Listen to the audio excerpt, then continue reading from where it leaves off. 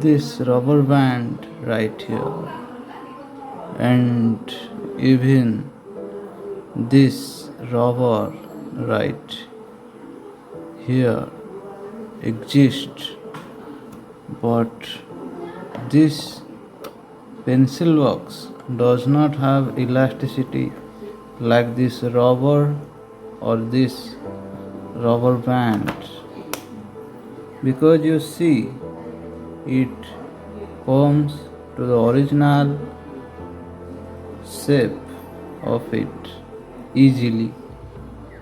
This equation is the equation for Young's modulus, or Y is called the Young modulus, and this can also be given as Y is equal to F by A, which is value of stress into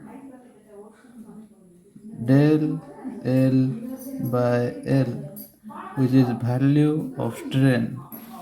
And this, my dear friend, would be equation for the stress versus strain graph, which we will later study.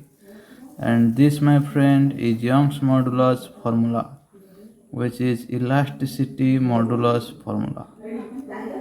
It might come in your exams also.